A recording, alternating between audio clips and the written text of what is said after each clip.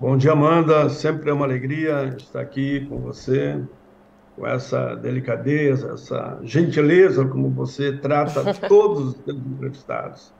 E, claro, eu também Obrigada. quero cumprimentar a nossa presidenta Gleisi pelo seu aniversário. Vida longa, Gleisi, continue sendo como você é. Eu sei que todos nós temos um enorme carinho por você. Quando eu digo todos nós, é grande parte do povo brasileiro. Mas, Com Amanda, a certeza. questão das cotas ela surge, né, em 2012. Alguém pensava que ela perdia a vigência depois de 10 anos. Não, não perdia a vigência. Ela está em pleno vapor, porque é um período de revisão, né? A atual legislação já contempla pretos, pardos, indígenas, pessoas com deficiência, estudantes oriundos de famílias com renda igual ou inferior a 1,5 salário mínimo, aí inclui pobres, brancos e negros, e agora nós conseguimos, na Câmara, com a relatoria brilhante lá da Dandara, Maria do Rosário foi a autora, inclusive enxugar esse valor para atender de fato os mais pobres, e ela já ficou com renda per capita de um salário mínimo. Por outro lado, entraram quilombolas e ampliamos um pouco a lei. A política de cotas ela é tão importante que, antes dela existir a política de cotas, nós tínhamos em torno de 10% de negros e negras nas universidades federais.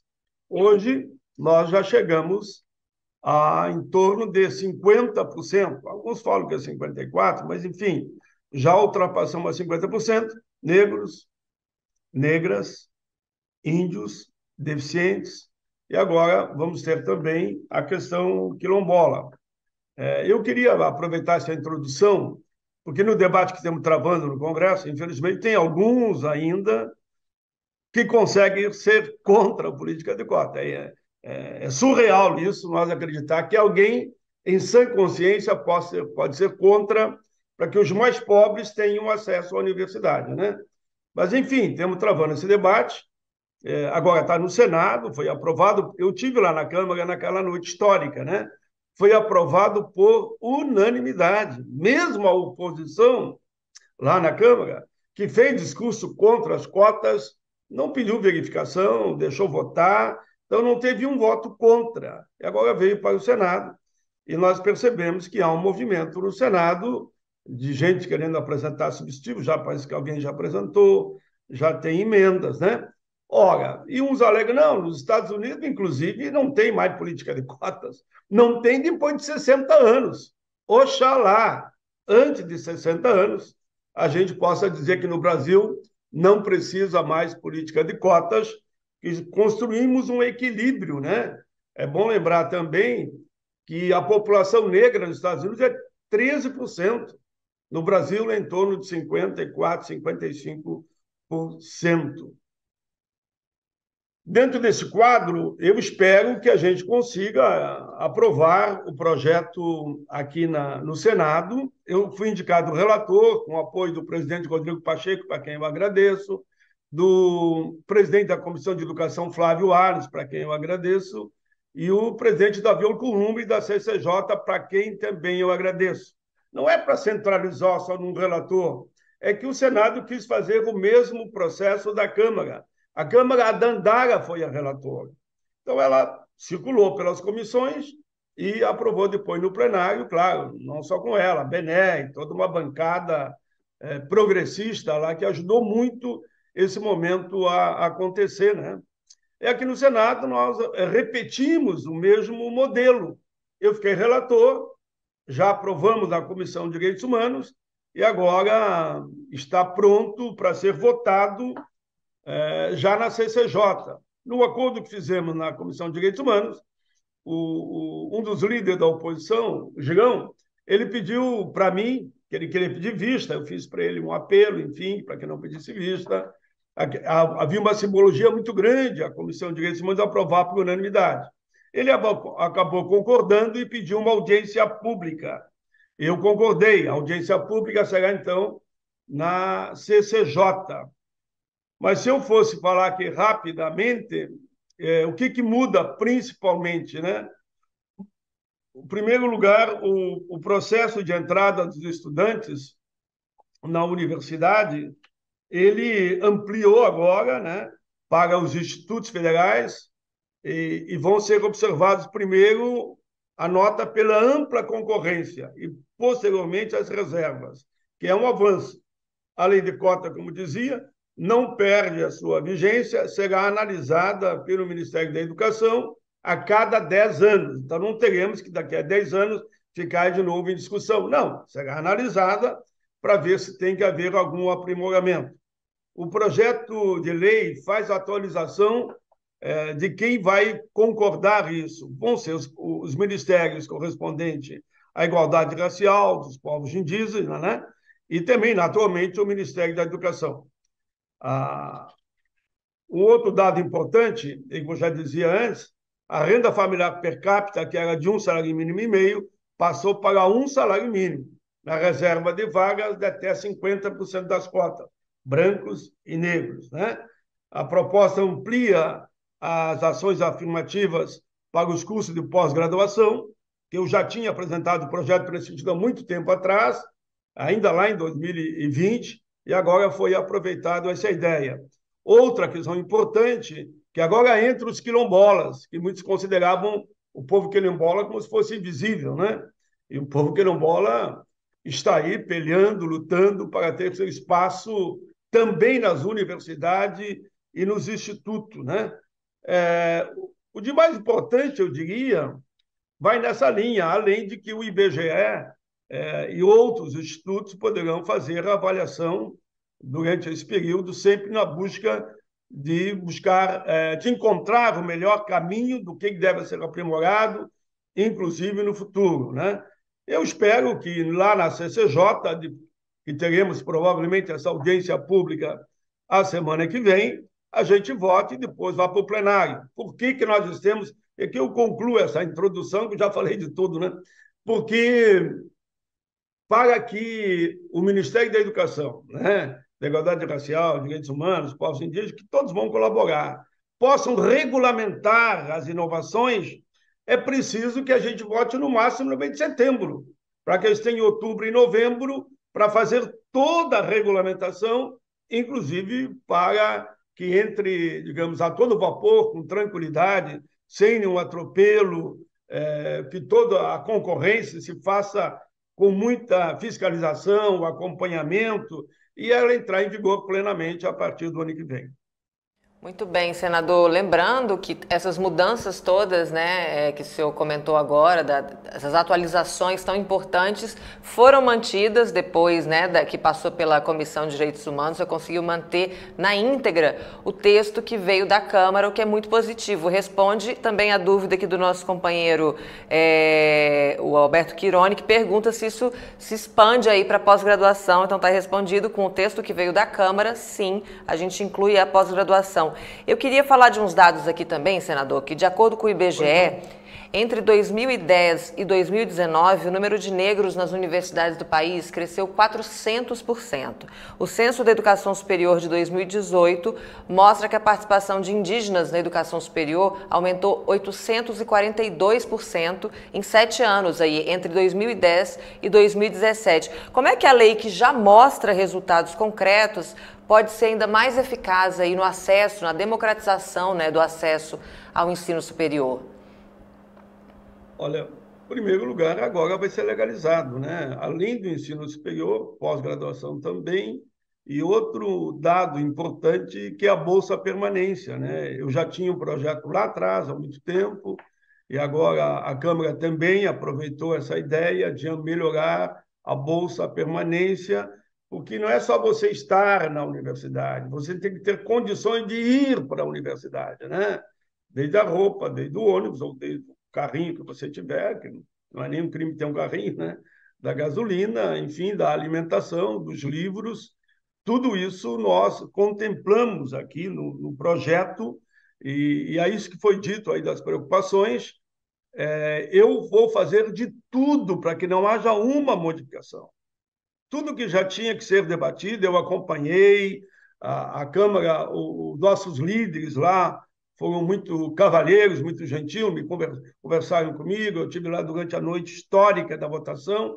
Eu quero manter na íntegra o projeto relatado pela jovem e brilhante deputada federal Dandara, em cima do projeto original da Maria do Rosário. Tanto que nessa audiência pública que teremos, eu estou convidando para falar sobre as cotas lá na CCJ, tanto a Maria do Rosário, a deputada federal aqui do Rio Grande, como também a Dandara, que é a relatora. E vai ter também representantes do Ministério da Educação, da Igualdade Racial, dos Direitos Humanos, o que é um tema que mexe com todos nós, né? Mexe com nossos corações, com nossas vidas.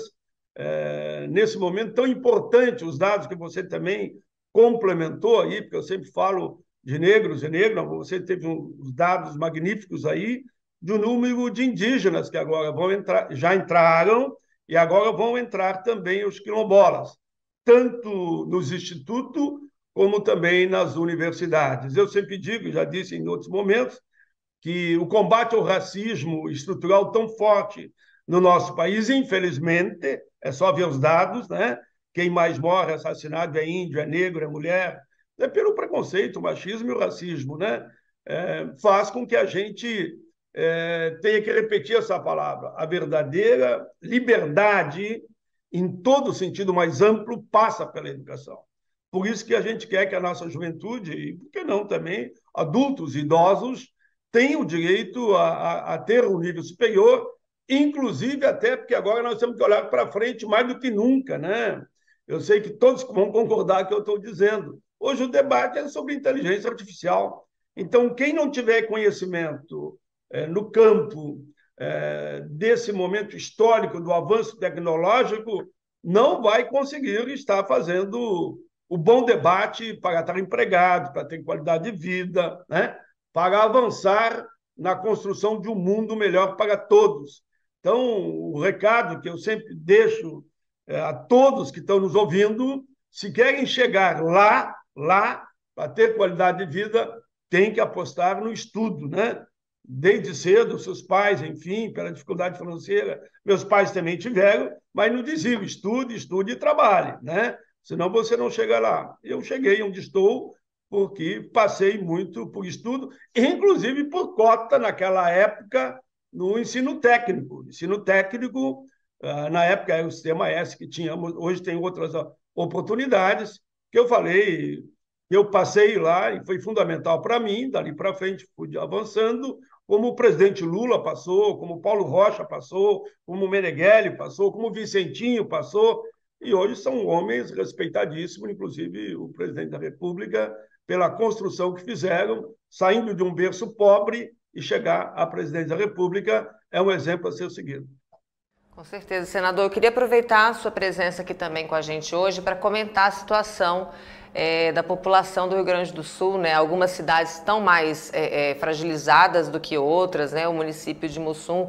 E eu queria que o senhor comentasse como é que está a situação, como é que está sendo feito essa assistência, né? Também o governo federal, como tem se posicionado em relação a essa tragédia aí do ciclone. Olha, a situação, de fato, é muito, muito grave. Eu fiz uma fala ontem no plenário do Senado, nesse sentido, cumprimentando a rapidez como o presidente Lula se posicionou. Está mandando hoje para o Rio Grande do Sul, porque estava levantando todas as informações, ministros e técnicos para ver aqui a situação. E já de imediato as Forças Armadas, parte dela também está aqui já ajudando nesse sentido. O próprio governo do Estado também está se movimentando. Eu sempre digo que essa não é uma luta partidária nem ideológica, nem coisa parecida. Aqui é vidas que estamos tratando. E essa é a visão do presidente Lula, e por isso se movimentou rapidamente junto com os poderes constituídos aqui no Estado, né? Que estão fazendo todo o levantamento, porque só aqui, para colocar rapidamente aqui alguns dados, já eram, quando eu falei no plenário ontem à tarde, em torno de 3 horas, eram 6 mortos. Agora já é 27 mortos e tem ainda desaparecidos.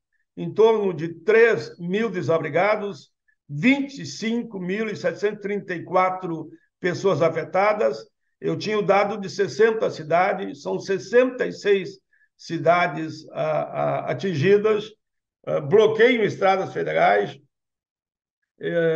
quase 3 dezenas de estradas estaduais, e tem um município, que aqui fica aqui a nossa solidariedade, somente no município de Mussum, na região do Vale do Taquari, foram localizados 15 corpos até o momento, ainda há desaparecidos, esperamos que estejam vivos, mais de 80% da cidade ficou alagada. Rio Taquari, que atingiu mais de 29 metros. Pensem no rio, quem está agora no seu estado, que está no leito normal, e ele subiu 29 metros, né? Praticamente tomou conta da cidade. Se eu fosse aqui listar, eu tinha que falar aqui de todas as cidades, como Água Santa, André da Rocha, Arroio do Meio, Bento Gonçalves, Boa Vista das Missões, Boa Vista, Buricá, Cachoeira do Sul, Cachoeirinha, Camargo, Campés da Serra, Candelária, Caso Barbosa, Casca, Caxias do Sul, que é a minha cidade natal, Chapada, Siriaco, e aí vai. Eu não vou citar todas, porque eu tinha que citar quase 70 cidades, mas aqui perto, onde eu moro mesmo, né? Novo Hamburgo, aqui em Esteio, porque as águas vêm vindo lá de cima e vêm chegando na nossa região, né? Então, há uma preocupação muito grande nessas 70 cidades, que eu só não, embora eu tenha relação aqui, eu só não li todas, porque seguimos tirar um tempo grande aqui do teu programa, ou do nosso programa, que eu gosto tanto, né? Mas dizer que há uma preocupação, que ameaça, inclusive, que o ciclone volte a partir de hoje. Então, calcule, se começar a chover lá, porque isso aqui a maioria é na região da Serra, que eu te falei, um pouco, claro, em outras regiões. Mas a água começa a vir de lá para cá, chega aqui perto do rio não, do Lago Guaíba, e vão tudo desaguar no Lago Guaíba. Então, até chegar no Lago Guaíba, tem um percurso que eles passam por inúmeras outras cidades. Então, há uma preocupação, o estado é de alerta, em grande parte do estado, claro, mais nesse norte aqui, né, do Vale do Taquari, né, que vem lá de cima, Caxias, enfim, e vem aqui desembocar no Guaíba, que é aqui em Porto Alegre. Então, a preocupação é grande no estado todo, mas desde já eu quero agradecer muito, com muito carinho, em nome do povo gaúcho, a postura do governo federal. Ainda vi uma entrevista hoje pela manhã com o presidente Lula, além de mandar ministros e equipes para cá, ele disse que dará todo o atendimento que for necessário. Então, essas milhares de pessoas que estão desamparadas, preocupadas, assustadas ainda, sabem que tem um governo que tem compromisso, né, com o nosso povo e toda a nossa gente. Senador, aqui o Alberto Quironi comenta, né, que são consequências da emergência climática. O Rio Grande do Sul Perfeito. Ou sofre de muita seca ou essas inundações, né? Exatamente, Amanda, me permita que eu entre nesse assunto. Ontem, na minha fala no plenário, eu dizia que há pouco tempo atrás, devido à falta de chuva, à seca, nós tivemos uma situação que em torno de 400 cidades, das 497, está de emergência, afetando muito a questão do gado, a questão da plantação, a bacia leiteira. E agora vem chuvas cobrindo cidades. O caso de Mussum é o exemplo, né? Foi a mais atingida, com 15 mortos já, né? Cobrindo cidades. Saber o número de pontes que foram destruídas. Eu diria que mais de uma dezena de pontes totalmente destruída e a cidade ilhada em relação ao resto do estado para o deslocamento. Aqui, a gente vê pela TV, pela filmagem por helicóptero, naturalmente, das câmeras de TV, pessoas que estavam até ontem no telhado das casas, casa de 2, 3 andares, chorando e pedindo, por amor de Deus, que mandassem helicóptero, que mandassem lanchas, que mandassem barcos, porque as pessoas estavam desesperadas e não tinham para onde correr, porque ali não tem nada, não tem água, né? Não tem alimentação, e estavam... Eu vi um caso de um rapaz, por exemplo, que ele levou a vozinha dele para o último andar da casa, e a água chegando, ele conseguiu, chegando no telhado, enfim, salvaram. E o outro caso, eu dou aqui o meu carinho, o meu abraço a todos os bombeiros e bombeiras, que ele salvou uma pessoa que estava numa situação de desespero lá embaixo, com todo aquele sistema de cordas, né, de segurança, mas infelizmente a corda rompeu e ele caiu lá de cima, está em estado grave, o bombeiro no hospital, e a senhora faleceu. Então, aqui, e nesse momento, aproveito aqui para pedir a solidariedade. Eu sei que o povo brasileiro é muito generoso, né? Que olhem para o Estado e mandem. Eles estão pedindo, inclusive, água, alimento, roupa, quem puder, doar móveis, enfim, porque pessoas humildes, pobres, né? E classe média também, que perderam tudo, ficaram sem nada, a casa destruída, os móveis todos levados rio abaixo pela correnteza. Então, a preocupação é muito grande. E na questão climática, que você lembra muito bem, é a agressão do homem à natureza, né?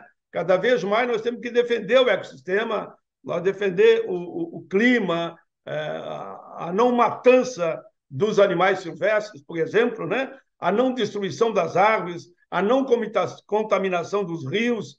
Defender o meio ambiente é defender a vida.